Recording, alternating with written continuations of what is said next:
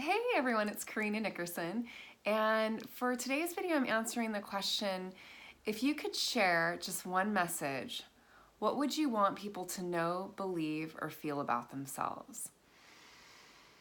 Whew.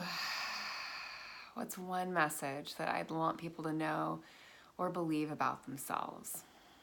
3 words.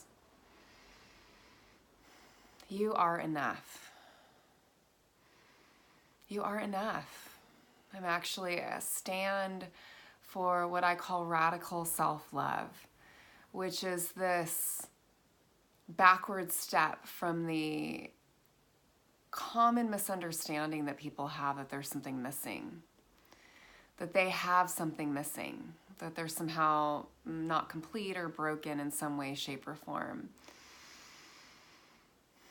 And you might just check out for yourself how this is for you. Do you really feel like you're enough? Or do you feel like there's something missing and you're on a frantic search to find it? And sometimes the search isn't even that frantic, you know? It's more subtle. It's like there's a sense that there's something missing. I don't know, there's like a hole in the soul or there's some kind of void.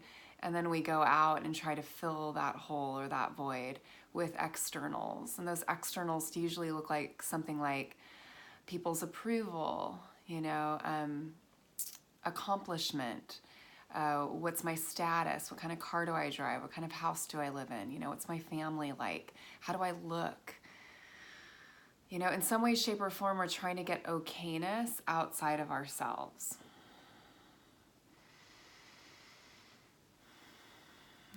And for this reason, I really appreciate, the Buddha talked a lot about, or talked some about the backward step. That the way home is actually not in finding what's missing. That the way home to the ease and the peace that are our birthright, that we so seek and long for, is to turn towards ourselves and our experience. So rather than searching externally, allowing that longing that all of us have to fuel an external search, the invitation here is to instead turn towards yourself and start to connect within. I think our hearts are wanting us to pay attention, wanting us to turn towards them, wanting us to listen to what it is that they know, our wise hearts. And maybe the search outside of ourselves, that sort of frantic search to fill the void, is actually a call to dive more deeply in, to settle down, to stop. And I begin with this question. How would it feel if you really trusted that nothing were missing? Like, just try it on for a second. How would it feel if you just really trusted in this moment that nothing was missing from you or from your life? Now, this doesn't mean you don't have problems, because I do too. And from what I understand of life, we're going to have problems until the day we die. The problems aren't going away.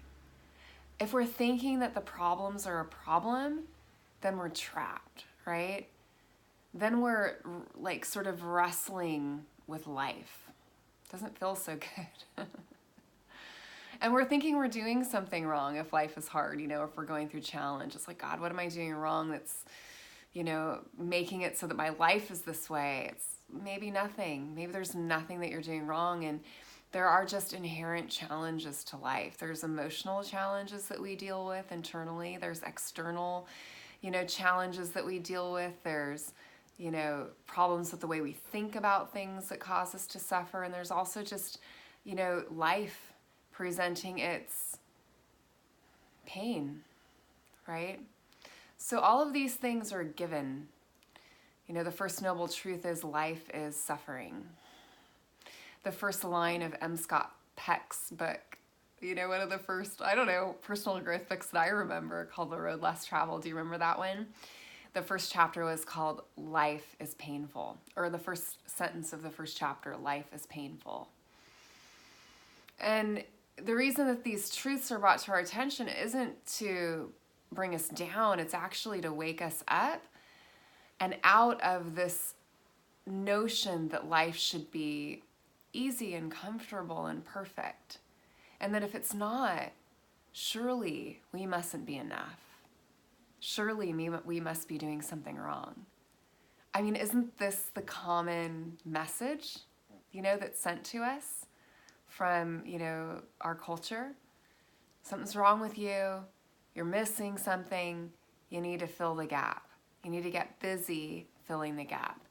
And off we go, moving from one moment to the next without really even digesting this moment.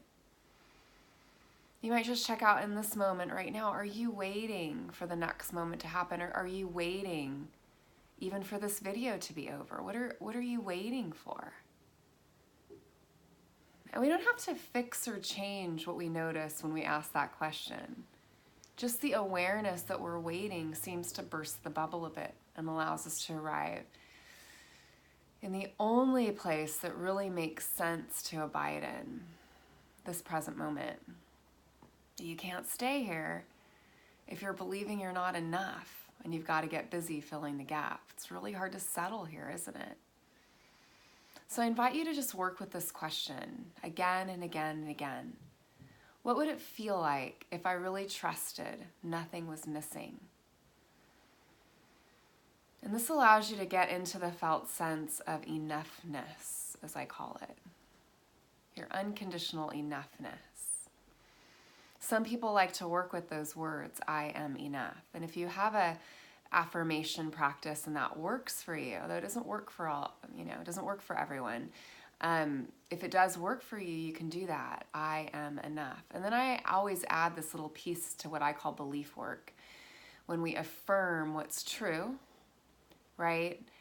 As medicine for a belief that we're carrying that doesn't serve us so well anymore. To say the new sentence like, I am enough, and then ask yourself the question, how would it feel if I really trusted that were true? Just to allow you to get into the felt sense of it. So it's not just words and you're not just putting icing on top of, garbage. You know what I mean? Which sometimes affirmations can feel like, especially if we're using affirmations as a way to bypass our experience. It's not what I'm talking about here. So just marinating with that. You can even sit for a few minutes every day, just letting yourself settle into, how would it feel if I really trusted nothing were missing? And stay there for a little while. Stay there for 3, 5, 10 breaths. And just notice how that starts to affect how you experience yourself in your life. You are enough. That's my one message that I want everyone to know. You are enough.